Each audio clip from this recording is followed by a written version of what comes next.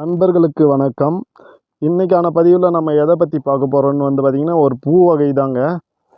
ஆமாங்க, இதுதான் பார்த்திங்கன்னா நித்திய முல்லைப்பூ. இந்த நித்திய முல்லைப்பூ நம்ம நிறைய பேர் நிறைய இடத்துல நர்சரிகள் எல்லாம் வாங்கி வளர்த்துருப்போம் வீட்டுகளில். ஆனால் இது பார்த்திங்கன்னாக்கா காட்டில் இயற்கையாக வளரக்கூடிய நித்திய முல்லைப்பூங்க. இதற்கு மாற்று பெயராக பார்த்திங்கன்னா நித்திய மல்லி, நித்திய முல்லை, பிச்சிப்பூ என்பது போன்ற பல பெயர்கள் அழைக்கப்படுதுங்க. இந்த நித்திய மல்லிப்பூ பார்த்திங்கன்னா, நம்ம கொடைக்கானல் மலைப்பகுதிகளில் இப்போ சீசன் போல் எண்ணற்ற இடங்களில் பூத்து குலுங்கிட்டு இருக்குங்க. நானுமே இப்போது ரோட் சைடு தான் வந்தேன். இந்த ரோடு பக்கமே பார்த்திங்கனாக்கா எங்கே பார்த்தாலுமே இந்த நித்திய முல்லைப்பூவும் மஞ்சள் கனகாம்பரம் பூவும் பூத்து குலுங்குதுங்க. இப்போ பாருங்கள், அப்படியே கொத்து கொத்தாக பூக்குது. எந்த ஒரு ரசாயன உரமும் கொடுக்காமலே இயற்கையாகவே பார்த்திங்கன்னா இந்த மாதிரி பூத்து குலுங்குது. நல்ல வாசமும் இருக்குங்க. இதுதான் பார்த்திங்கனாக்கா நித்திய முல்லைப்பூ, இயற்கையாக வளரக்கூடிய நித்திய முல்லைப்பூ. இது கொடைக்கானல் மலைப்பகுதிகளில் தான் பார்த்திங்கன்னா நம்ம இப்போ வீடியோ எடுத்துகிட்ருக்கோம். இனி வரும் காலங்கள்லேயும் கொடைக்கானல் மலைப்பகுதிகளில் இயற்கையாக காணப்படக்கூடிய செடிகள் எல்லாத்த பற்றியும் வீடியோ விரிவாக கொடுக்கலான்ட்டு இருக்கோம். இது பாருங்கள், இலை கூட பார்த்திங்கன்னா கீழே நம்ம வளர்க்குறதுக்கும் இந்த மலை பகுதிகளில் வரக்கூடிய இந்த நித்திய முல்லைப்பூவுக்கும் நிறையவே வித்தியாசம் இருக்குது.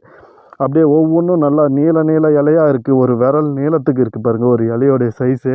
அந்த மாதிரி பூவுமே பார்த்திங்கன்னா நல்லா கிளஸ்டராக பூக்குது. இது பக்கத்துலேயே பார்த்திங்கன்னா மஞ்சள் கனகாம்பரம் பூவும் நிறைய பூத்துருக்கு. இது பார்த்திங்கன்னா மஞ்சள் கனகாம்பரம் பூ. கிட்ட காட்டுறேன் பாருங்கள். எல்லாமே நம்ம நர்சரியில் தான் வாங்கி வச்சுருப்போம்.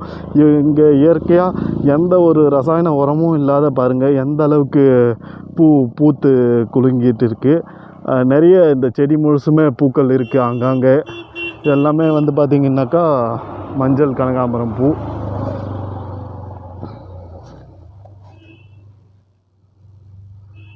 இதுதான் நேச்சரோடைய பிளஸ்ஸிங்குன்னு சொல்லணும்.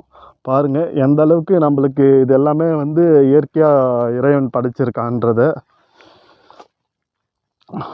இது கிட்ட போனோமானாவே அப்படி ஒரு ஃப்ராக்ரண்ட்டாக இருக்குது. நல்ல ஒரு அரோமா, நல்ல ஒரு மனம். ஸோ தட் உங்களுக்கு யாருக்காச்சும் இந்த செடிகள்லாம் பார்த்திங்கனாக்கா முடிஞ்ச வரைக்கும் இதை ஒரு சின்ன கட்டிங்ஸ் மட்டும் எடுத்துகிட்டு வளர்க்க பாருங்கள். செடியை அப்படியே பிடுங்காதீங்க. எல்லாம் இயற்கையாக வரக்கூடியது. பின்வரும் சந்ததிகளுக்கு இதெல்லாமே நம்ம விட்டு வைக்கணும். ஆர்வக்கோளாறில் நம்ம நிறைய பிடுங்கிட்டு போயிட்டு அதை நம்ம நடக்கூட மாட்டோம், வேஸ்ட் பண்ணுவோம்.